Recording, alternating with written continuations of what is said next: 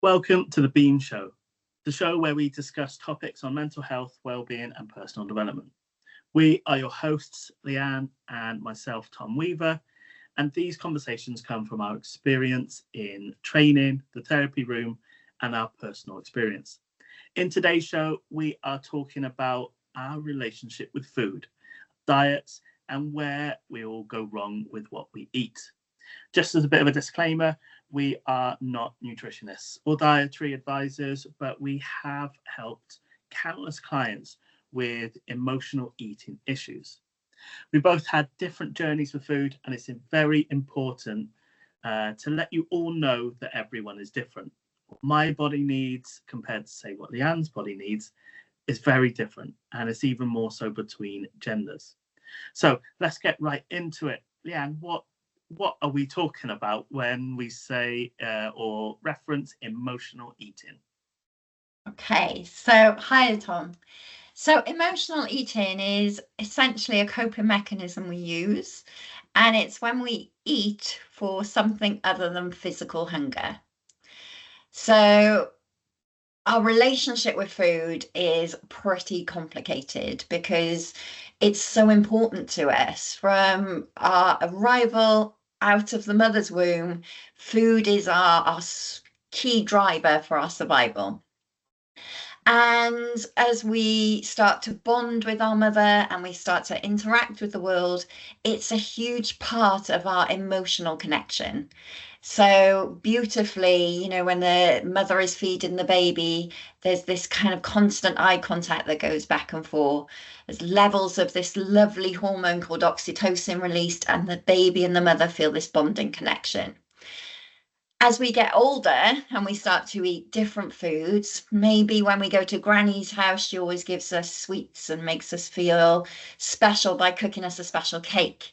Maybe if we're poorly, our parents cook us a certain kind of meal because we're poorly. Maybe at school you were given a treat on special occasions, so you're allowed a packet of Smarties or something, so it was someone's birthday. And so we start to build up these layers of emotional connection to food. And I haven't met anyone that doesn't have an emotional connection to food.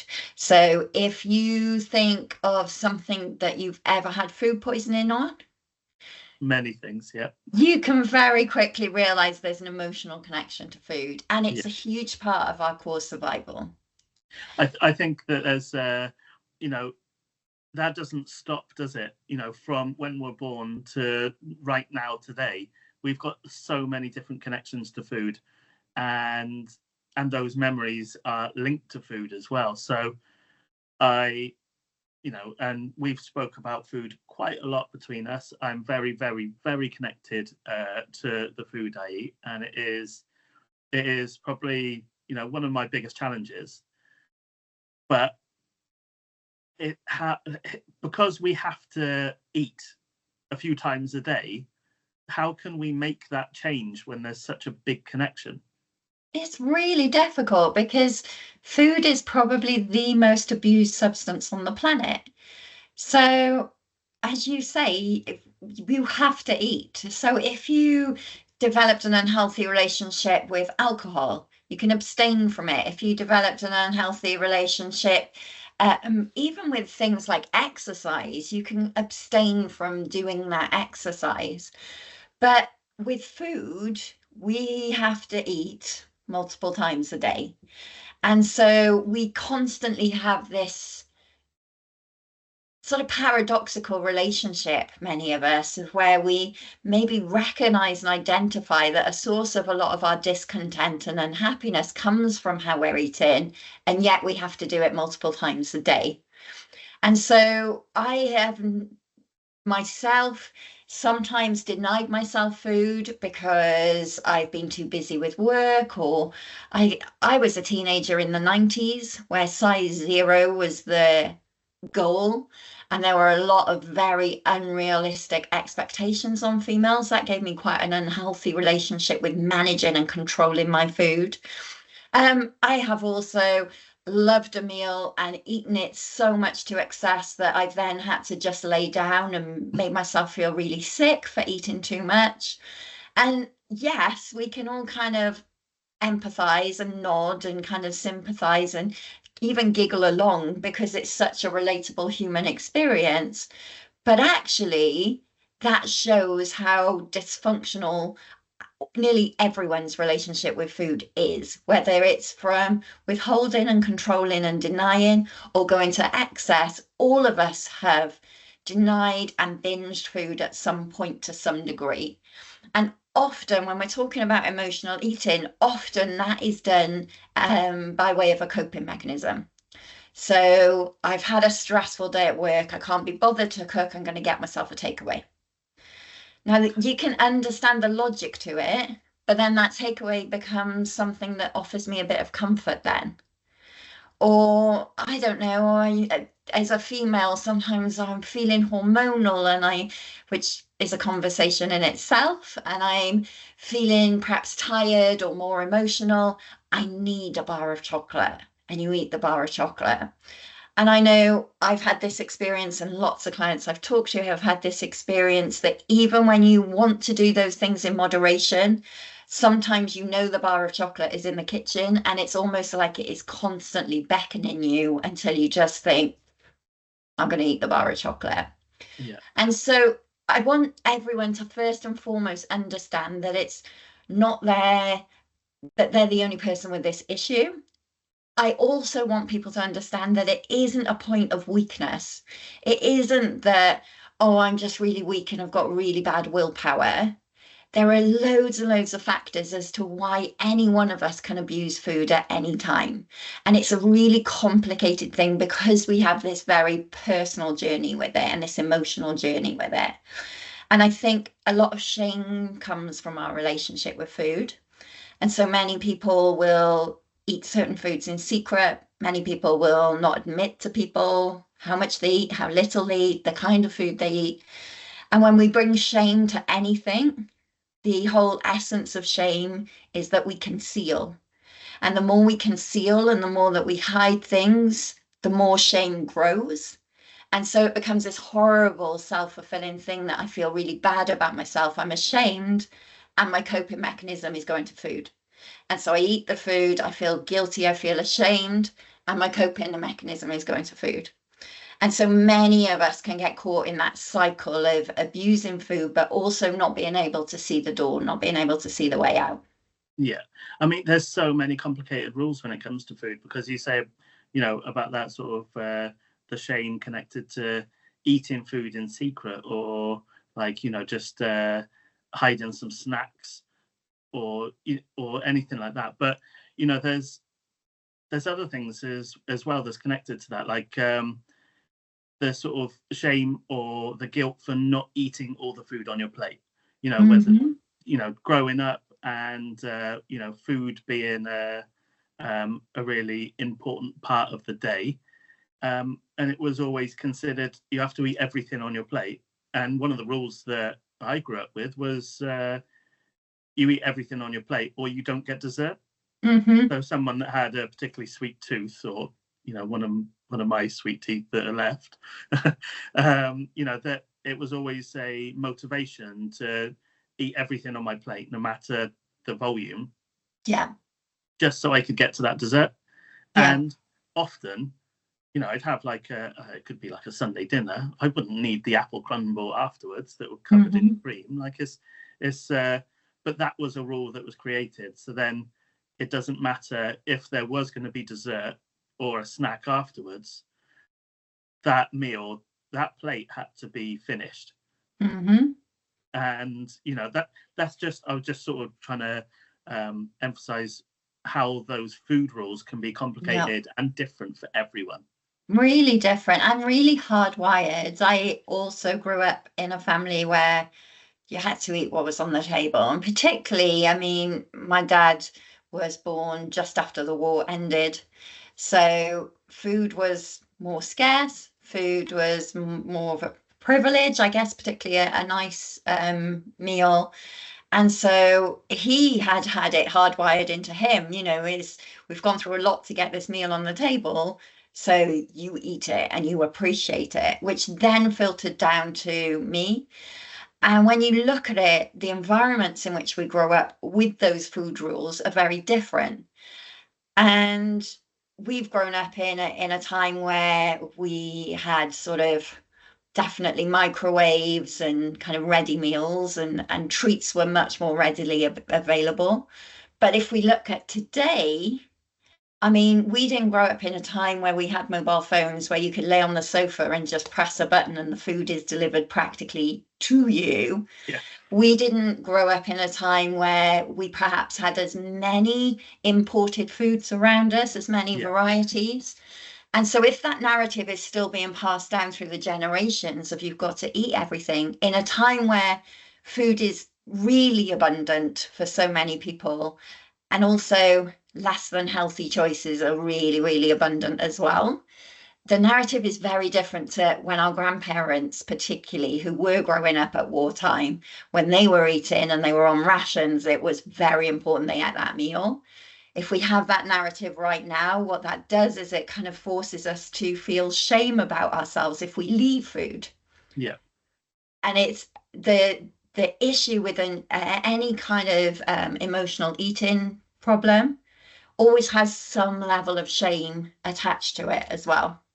You touched on something earlier about comfort and discomfort food, and what you just said now about how food is so readily available.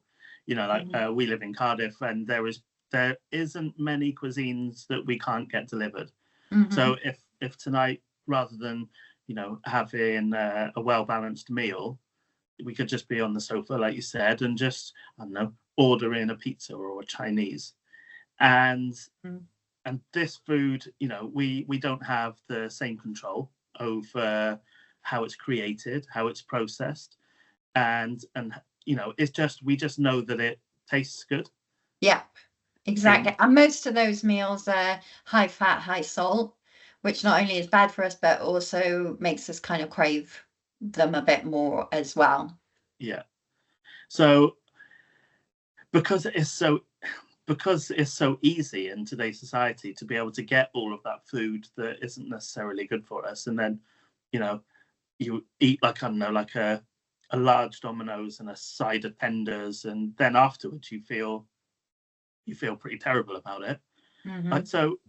Like, how can we start to change? How can we start to break that habit of emotional eating? Absolutely. So there's a couple of things I want to discuss first of all before I get to my tips. And I guess the most important one is this concept of willpower, because so many of us try and change our eating behaviors with willpower alone.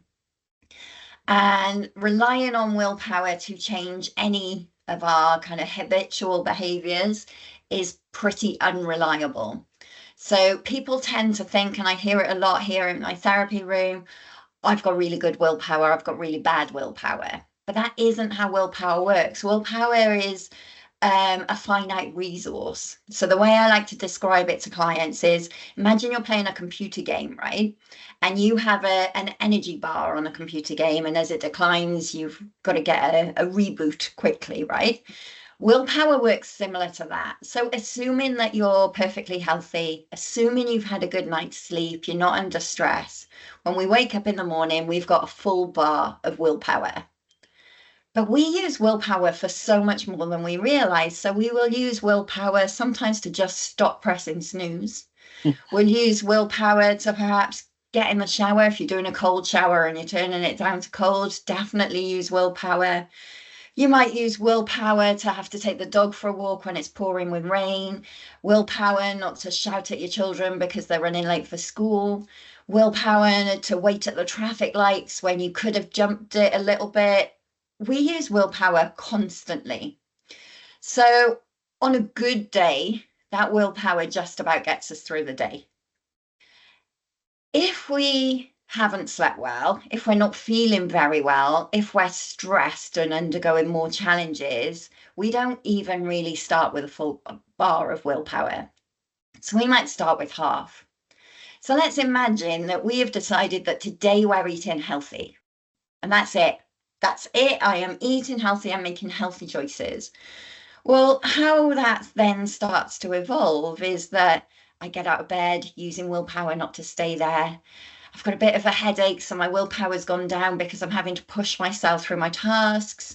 Perhaps my manager at work is challenging, and so I'm using willpower not to say that I think they're a bit of an idiot.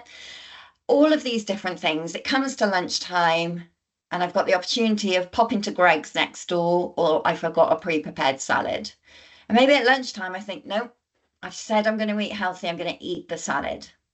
And eat the salad, and it feels really good. Carry on through my afternoon.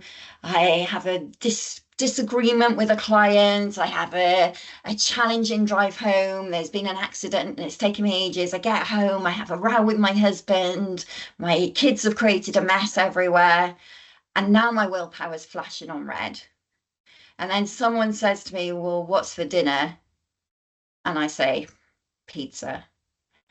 Because I don't have the willpower left. That resource hasn't been topped up throughout the day, and it's gradually been eroded. And in the end, my resources are so low that I will choose what on the surface is the easiest quick option. Now, we know that has long-term impact, but on the surface, that's the easiest quick option. So in terms of willpower, it's really important to understand that you don't have good willpower, you don't have bad willpower, you have fluctuating willpower.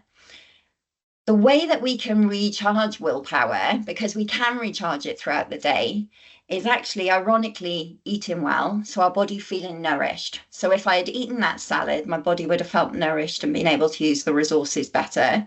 If I'd have had the Greggs or any other pastry product, then I would have probably felt that sit heavy. It would have made me feel quite tired. I would have felt a bit more drained. So eating nourishing food can actually reboost our willpower. Sleep reboosts our willpower, but also any kind of rest. So meditation, breath work, anything that kind of gives us that opportunity to. And we can also make them kind of muscle of willpower a little bit stronger by deliberately challenging ourselves to do things. So not always taking the easy option, not taking the fastest queue in the supermarket, not going for the microwave meal, but perhaps preparing a meal. When we do that, we start to get used to waiting a little bit longer and boost that willpower. So that's the first thing I want to address is no one has terrible willpower. It's just almost a muscle we need to work at, and it's something that will fluctuate in all of us. I mean, from what you've just described, I'm surprised. I mean, that day that you described, I'm surprised anyone's got any willpower left by lunchtime if that is your typical day. So yeah, you could see why Greg's would be or any fast food place that you could go to. I see why it would be the easier, quicker option. Exactly. And also, by the end of the day, if we're stressed, if we're tired, we're generally looking for a comfort fix. So if we have an emotional connection, so if eating a pizza is something you associate as a real treat when you were a child, so you have a comfort fix of ordering that pizza, but also we get dopamine fix. So that kind of sharp spike in that neurochemical that is quite addictive that initially will change our emotional state, but it drops off quite quickly. So there's lots of factors at play, and it's really useful to start to understand those a little bit. But yes, willpower is always tested. And we live in a world also where we've kind of made ourselves not want to wait for anything. And not wanting to wait weakens our willpower. Yeah. So you've touched on how we can strengthen our willpower. But what if there are other factors? Because you described what could be a typical day. But what if you'd been told some bad news about a family member, or work had just said they're introducing loads of layoffs, or there could be your holiday's been cancelled because of some sort of weather problem. Like what that's outside of willpower, and then you could be feeling sad about it. You could be feeling a little bit depressed or Absolutely. or overly stressed. how does that then play a part? So this comes into this core of emotional eating. So there's two reasons we eat: because we're physically hungry or because we're using it as a coping mechanism. The easiest way to recognize if you're, because some people will go, oh, I'm starving, but actually they ate an hour ago. Yeah. So you're not starving. But the simplest way to recognize and identify, is it physical hunger or is it emotional eating, is if you don't eat, emotional eating will generally pass. Physical hunger will get worse and worse and worse and worse. So physical hunger kind of works in our brain very similar to a physical pain, because it's essential that we seek out food if we're not getting it. And so the first thing to do is to not necessarily eat when you're in a highly emotional state. So to recognize that I'm stressed, I'm depressed, I'm worried, I'm anxious, so I'm lonely. Loneliness is a huge factor to play in emotional eating. Recognize that, like, be okay with that emotion sitting in your body and recognize that. And to maybe even kind of challenge, is it that I want to eat that chocolate because I'm physically hungry, or is it because I'm using it as a crutch, as a coping mechanism? Another great tool to recognize whether you're physically hungry or whether you're emotionally eating is offer yourself something quite boring to eat. So your brain says, I'm starving, I want to eat the chocolate. But you say, okay, well, I've got to eat some cherry tomatoes first. If you're physically hungry, you will eat anything at all. Yeah. If you're emotionally hungry, you'll go, no, I don't want that, because you're craving the salt or the fat or the sugar. So those two techniques are really useful. The best technique is when you eat, and this is a real practice to get into, is to start to teach yourself to eat more mindfully. So you mentioned something right at the beginning about us kind of eating to that point, you know, the big dominoes and everything, and feeling really awful. And what's happened there, amongst other things, is I've just not listened to my body. My body would have told me very early on, stop eating this. Our body is very good. It's created this amazing system to avoid us eating the bad berries and the bad mushrooms and all of those things that our ancestors would have dabbled with. So we know not to eat things that are going to upset our body, but we've now drowned that out. We don't pay attention to that as much. And so tuning back in with your body and paying attention to how do I feel is a really important part of managing your emotional eating. And I've got a 10-step process to start to eat more mindfully, which people can download for free on the website. But that process is really sitting with the food, using your senses, putting one bite in your mouth and putting the fork down, taking your time. Let's not do this, because the brain doesn't have time to process what's going on. Let's have one bite. Notice how it feels. There's an exercise I do with clients where sometimes I have a client that is drinking too much Coca-Cola or eating too much chocolate, and they've tried everything and they can't stop. They have one session with me, and by getting them to eat mindfully, they do not go back and touch those products ever again. Yeah, because if you mindfully drink Coca-Cola, it's quite a crazy thing to consume, isn't it? Yeah, when we really taste it rather than having the emotional connection to it. So the emotional connection will override. But if I really taste it, like some products, you'll perhaps notice that they taste quite chemically, or too sweet, or too saccharine, or too fatty or greasy. And if I'm just shoveling that in and thinking, oh, this makes me feel happy because my mum used to give this to me when I was little, I'm not going to pay attention to how it really feels. I know. I remember the first time that you took me through this process, and it was years and years ago, and it was in a group setting, and the food that I brought along to mindful eat, I'll never forget it, was Worcester sauce French fries, and I absolutely loved these. I could eat loads of them all in one go, and I always thought I love Worcester sauce flavour crisps. But when I had to start paying attention, and whether it was that process of just like really really paying attention rather than just shoveling them all in. Yeah. It tasted of nothing. Yeah.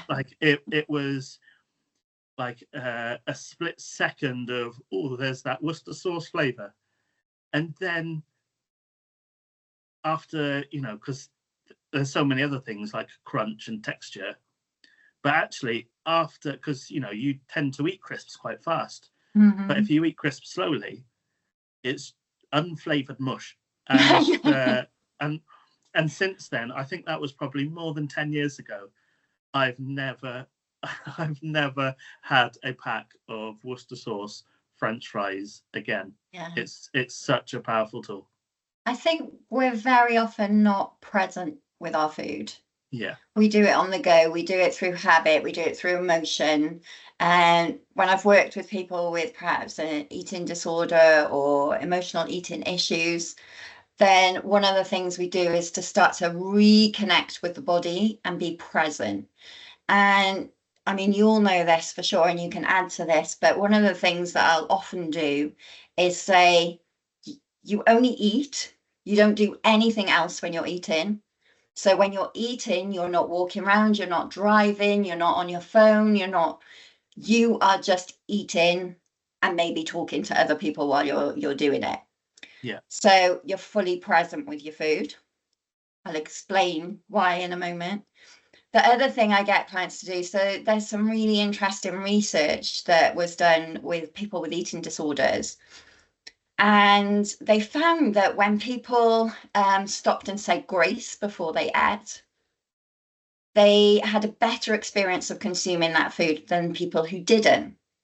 And then they got people to not necessarily say grace, but to just pause and do some nice deep breathing before they ate. And then the control group who just ate as normal.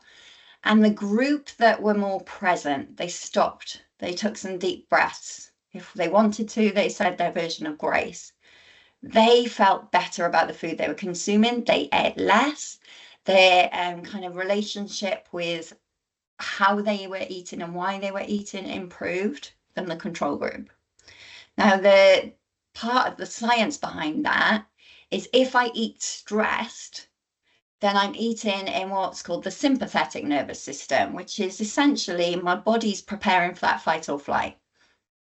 My body in that moment doesn't really care how I digest food because it's a secondary function if I really am in a life or death situation. Yeah. So those of us who eat when we're stressed are much more likely to put on weight because it's not being digested properly. Now, if we look at something like IBS, we know that's a stress-related condition. So helping someone to learn how to get into the parasympathetic nervous system, which is our inner brakes, it's our relaxation response. And as opposed to the fight or flight, it's actually called the rest and digest response. Well, it says it in the title, really, doesn't it? Definitely does. If we can get into the parasympathetic system and then eat, we digest it more effectively. So I'll come to you about the breath in a moment, but eating mindfully, pausing before you start the meal. If it connects with you, saying grace, taking some deep breaths, pausing in between when you eat, is going to have a very different impact on your emotional state, how your body processes it, your digestion, than if you're just shoveling it in whilst typing some emails and shouting at the kids what to do. And you've got that cortisol increasing in your body, the stress hormone, and your body won't be in the rest and digest state. Yeah, we can very easily get into that rest and digest. And I thought it was quite interesting how sort of saying grace or, like giving thanks for the food then would put you in a similar state. And that is because you've taken that pause from doing something that could be stressful. And like that could be driving. That could be walking between meetings or, to another destination and eating a sandwich on the way. Yeah. That obviously isn't a great way to consume food. So to put us in that parasympathetic, the rest and digest, we can do that in about 30 seconds. Show us. Okay. So, so we're not going to be walking. We're going to be sat down, ready, and we're going to just change our posture. And we're just going to take a breath in through the nose and then out through the nose, but making that exhale longer than the inhale, just letting it go. And we're going to repeat. We're going to breathe in. Just take a short breath in, nice and controlled, and then nice long breath out.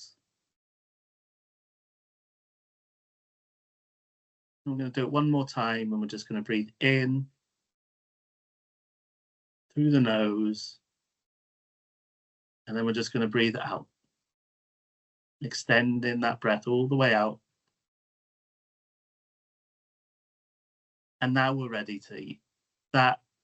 Those three very quick breaths have now let the body know, the autonomic nervous system know that we are safe. We are not vulnerable to attack whilst we're eating. Exactly. We can sit, we can consume, we're safe to do so.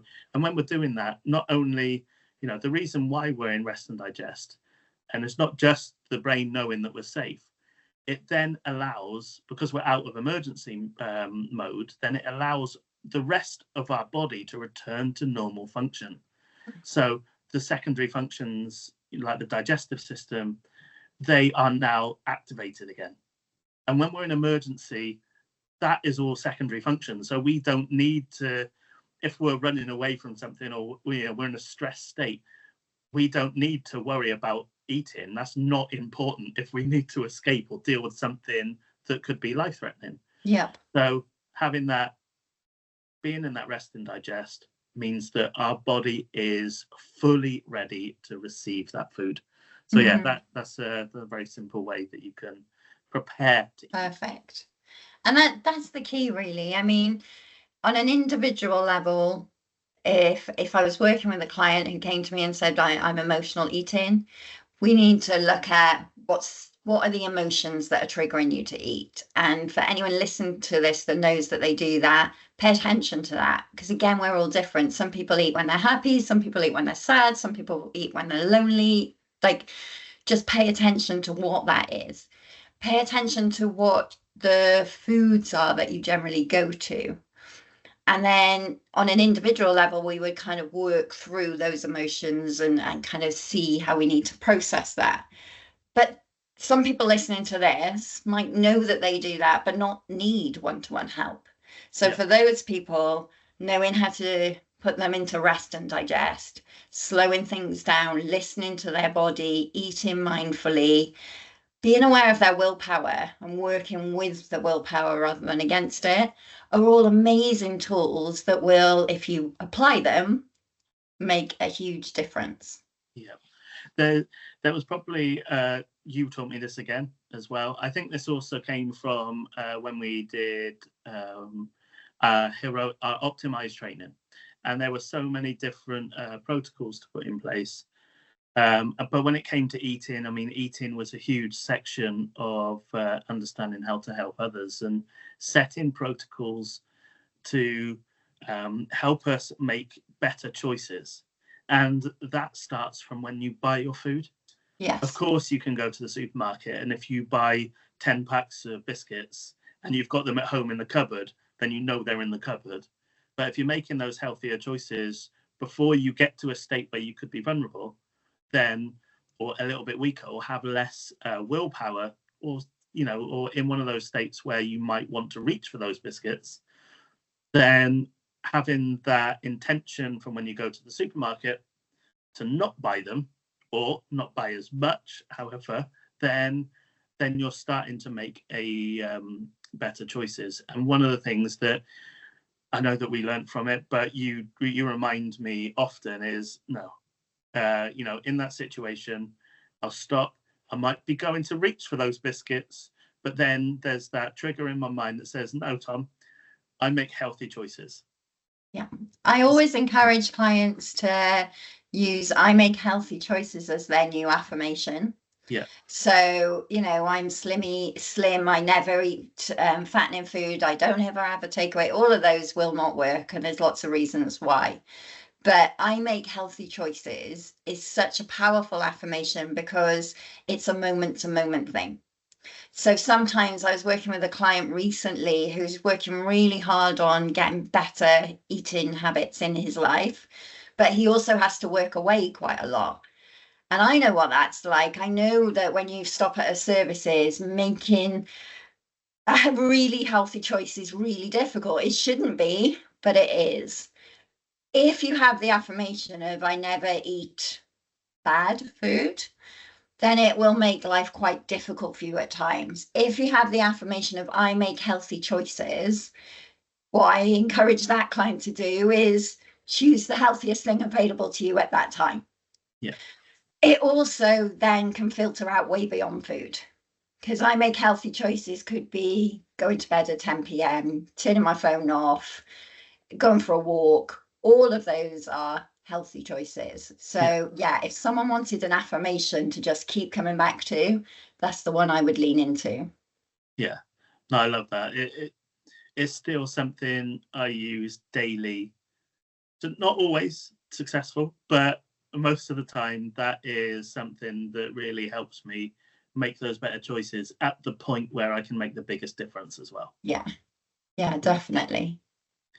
So we could talk, and I'm sure we will do so many more episodes and shows on emotional eating. It is a topic that we can cover on, you know, lots of different types of ways that we eat, you know, diets, and we could keep going on forever, and I'm sure we will get back to that in the future. Yeah. But if a lot of the stuff that we've covered today is available as useful help guides on our website. So if you go to beamtraining.co.uk/resources, you'll be able to find lots of free downloadable help sheets, tip sheets on emotional eating. If you still feel like you need that further support, then you can, of course, book a session with either Lianne or myself. We offer a 30-minute free session to see if it's the sort of thing that we would be able to help you with, and to help you work through those eating obstacles. Thank you very much for listening. And of course, if you have any questions, then feel free to reach out to us. Thank you.